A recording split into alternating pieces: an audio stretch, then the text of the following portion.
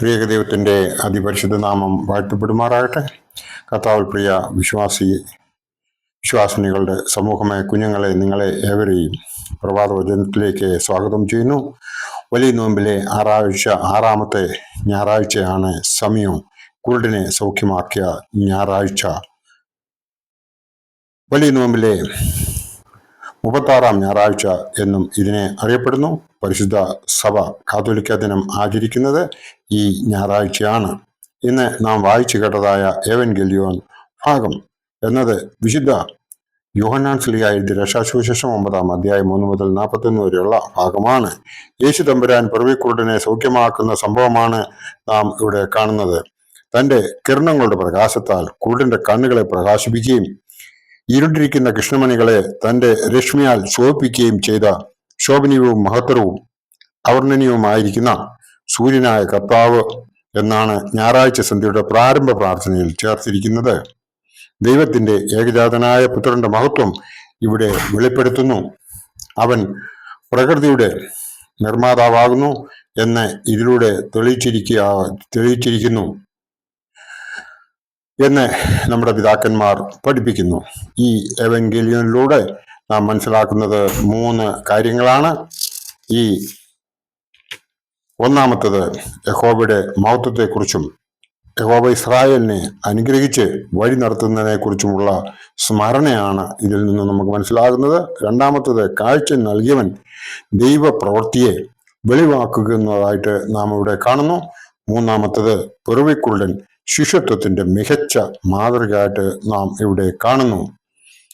ഒന്നാമത്തെ പോയിന്റ് എന്ന് പറയുന്നത് യഹോവയുടെ മഹത്വത്തെക്കുറിച്ചും യഹോവ ഇസ്രായേലിനെ അനുഗ്രഹിച്ച് വഴി നടത്തുന്നതിനെ കുറിച്ചും ഉള്ള സ്മരണയായിട്ട് നമുക്കിവിടെ കാണുവാൻ സാധിക്കും. ഈ ദിവസത്തെ പഴയ നിയമ ഭാഗങ്ങൾ യഹോവയുടെ മഹത്വത്തെക്കുറിച്ചുള്ള ഓർമ്മപ്പെടുത്തലും യഹോവ ഇസ്രായേലിന്റെ അഭയ സങ്കേതമായിരുന്ന് വഴി നടത്തിയതിന്റെ സ്മരണയും ഉൾക്കൊള്ളുന്നു. ആവർത്തന പുസ്തകം 25-ാം അധ്യായം 13-ാം വാക്യം മുതൽ 26-ാം അധ്യായം 5 വരെയുള്ള ഭാഗം നമ്മൾ വായിക്കുമ്പോൾ കാണുന്നത് ഇസ്രായേലിനെ പരിപാലിക്കുന്ന യഹോവയ്ക്ക് വിളവിന്റെ ആദ്യഫലം നൽകണം എന്നതാണ്. അതുപോലെ തന്നെ നിന്നെ വലിയ ജാതിയാക്കിയ ദൈവത്തെ മറക്കാതെ അബ്രഹാമിന്റെയും ഇസ്ഹാക്കിന്റെയും യാക്കോബിന്റെയും വഴിയിലൂടെ സഞ്ചരിച്ച് അവനെ സ്നേഹിക്കണം എന്നും കാണുന്നു. 1 രാജാക്കന്മാർ 3-5 മുതൽ 15 വരെ നാം നോക്കുമ്പോൾ യഹോവ ഗിബെയോനിൽ വെച്ച് ശലോമോന് പ്രത്യക്ഷനായി ഇഷ്ടവരം ചോദിപ്പാൻ ആവശ്യപ്പെട്ടതിൽ പ്രകാരം ദൈവ ജനത്തെ നയിപ്പാനുള്ള വിവേകം അവൻ അപേക്ഷിക്കുന്നതായി കാണുന്നു. അത് അവന് ലഭിക്കുകയും ചെയ്തു. ഇയ്യോബിന്റെ പുസ്തകം 42-ാം അധ്യായം 1 മുതൽ 8 വരെയുള്ള ഭാഗം വായിക്കുമ്പോൾ നമുക്ക് കാണുവാൻ സാധിക്കുന്നത് 38-ാം അധ്യായം മുതൽ രേഖപ്പെടുത്തിയിരിക്കുന്നതും യഹോവ ഇയ്യോബിനോട് ചോദിച്ചതുമായ ചോദ്യങ്ങളുള്ള അവന്റെ പ്രതികരണവുമാണ് കാണുന്നത് എന്ന് നമുക്ക് കാണുവാൻ സാധിക്കും. പ്രപഞ്ചത്തിന്റെയും അതിലെ ചരാചരങ്ങളുടെയും സൃഷ്ടിയിൽ യഹോവയുടെ വിസ്മയകരമായ പങ്കിനെ കുറിച്ചാണ് ഇവിടെ പ്രതിപാദിക്കുന്നത്.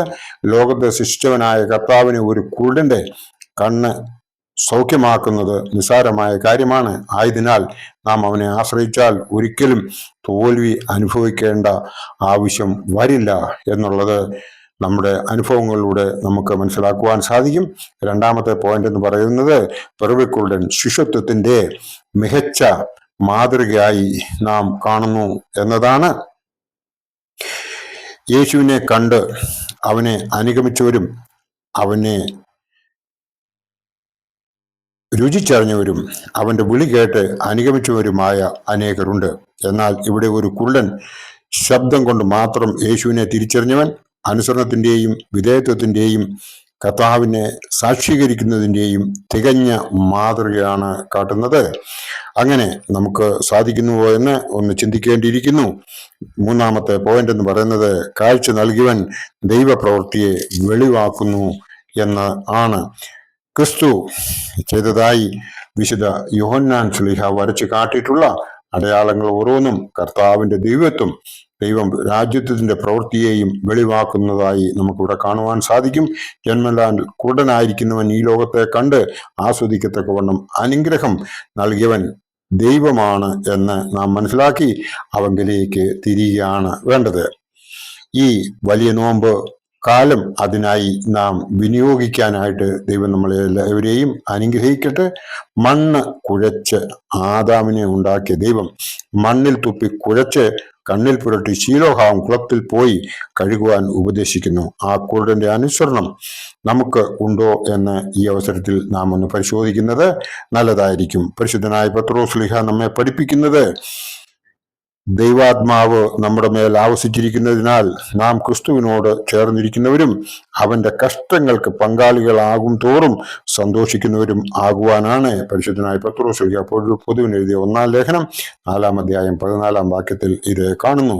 കർത്താവിന്റെ വെളിച്ചം നമ്മുടെ ആന്തരികവും ബാഹ്യവുമായ നയനങ്ങൾക്ക് പ്രകാശം നൽകട്ടെ. നമുക്ക് അവങ്കിലേക്ക് തിരിയാം. അവങ്കിലേക്ക് നോക്കിയവർ പ്രകാശിതരായി ലജ്ജിച്ചു പോയതുമില്ല എന്ന് സങ്കീർത്തനക്കാരൻ പറയുന്നത് നാം ഇവിടെ ഓർത്തുകൊണ്ട് ഈ വലിയ നോമ്പിലൂടെ നമുക്ക് നാം മുന്നേറുമ്പോൾ ഒരു വിശ്വാസിക്കുണ്ടാകേണ്ടതായ ബോധ്യത്തിന്റെ ഒരു ശ്രേണിയാണ് ഇവിടെ നാം കാണുന്നത്.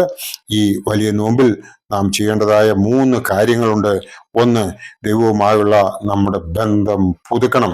രണ്ടാമത്തത്, സഹോദരനുമായിട്ടുള്ള ബന്ധം പുതുക്കണം. മൂന്നാമത്തത്, പ്രപഞ്ചവുമായുള്ള ബന്ധം പുതുക്കണം. നമുക്ക് അതിനിടയാകട്ടെ എന്ന് പ്രാർത്ഥിച്ചുകൊണ്ട് എൻ്റെ ഈ വാക്കുകൾ ഇവിടെ സംഹരിക്കട്ടെ. ദൈവം നമ്മളെ എല്ലാവരെയും അനുഗ്രഹിക്കട്ടെ. നന്ദി, നമസ്കാരം.